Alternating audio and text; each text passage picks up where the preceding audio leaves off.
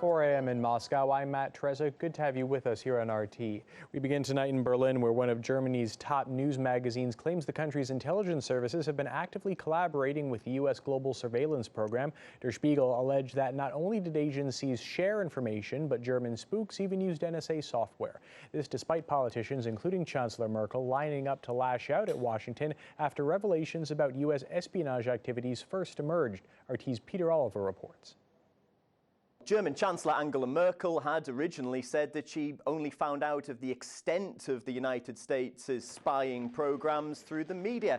And it now comes out thanks to NSA internal documents that have been reported by Der Spiegel news magazine that, well, they were far more involved than she let on. Indeed, in fact, they quote in the Der Spiegel article the internal memos that say that there was a willingness to take risks and pursue new opportunities for cooperation with the US that was shown by the German authorities. They also were talking about Gerhard Schindler, the head of the BND, Germany's foreign security service, that he showed an eagerness and a desire to cooperate. Turns out that Germany actually operated one of the main parts of the expansive spying program. It was called X-Key Score program.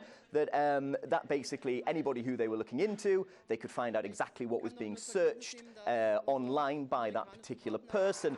And it's estimated that around 500 million data connections were being monitored every month by this spying program here in Germany alone. So it was quite an extensive program. This news comes out as quite an embarrassing time for German Chancellor Angela Merkel. There's an election coming up in September. The involvement of Germany in the NSA spying program is being used extensively by the opposition. What Mrs. Merkel was saying before, she either didn't know what her own security services were doing, or perhaps she has misled the German people. But Germany, it seems, far more involved in the NSA spying program than perhaps they were let on before. According to classified documents originally leaked by American whistleblower on the run Edward Snowden, Germany's been one of the primary targets of Washington's surveillance in Europe.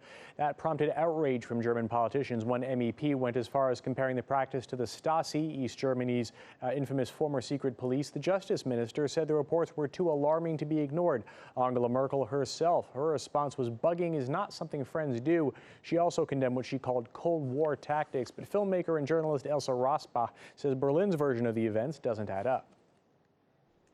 I find it to be highly unlikely, but if she did not know about it, then there's still something terribly wrong with the German government if you have the elected representatives not knowing what the spies are doing here. She could prove otherwise, I suppose, by dismissing the leading security people. If she wants to claim that she did know nothing, I think that's her only option. In Germany, you have a long historical experience of people not being secure from their governments, feeling that the governments are a danger to them.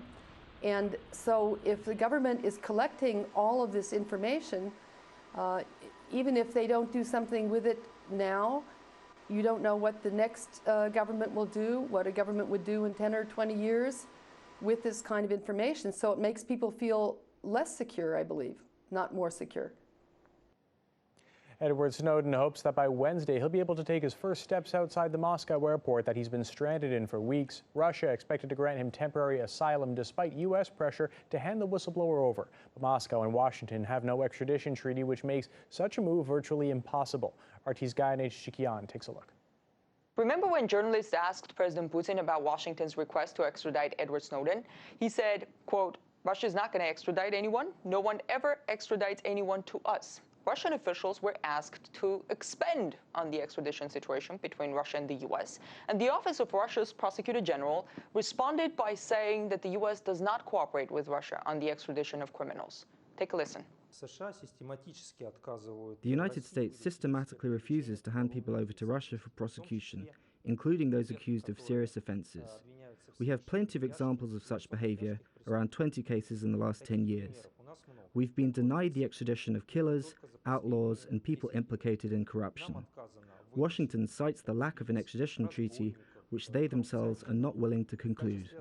Now, one of the names on that list of Russia's extradition requests that the U.S. has not acted upon is Ilyas Akhmadov, a well-known name in Russia. He's wanted in Russia for terrorism. Ilyas Akhmadov was the right hand of the internationally recognized Chechen terrorist Shamil Basayev. A quick reminder of who Basayev was. In 1995, Shamil Basayev and his gang attacked the city of Budyonovsk and took up to 1,800 residents of that city hostage in a hospital, including 150 children.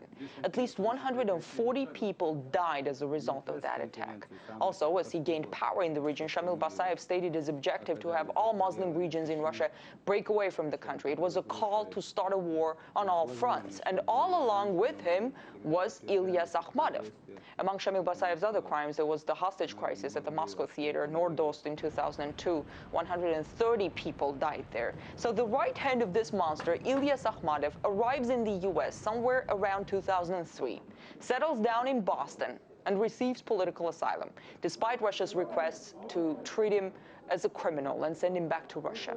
At the beginning, U.S. federal authorities appealed the decision of a Boston court to grant Akhmadov asylum. After all, the U.S. had by then recognized Shamil Basayev, this Ilyas Akhmadov's boss, as a terrorist.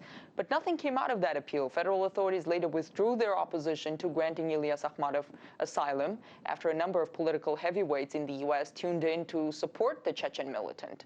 So according to Russian officials, there is no history of extraditions between the U.S. and Russia. Instead, there is a history of request ignored or request denied. Still to come this hour on RT, a weekend of violence.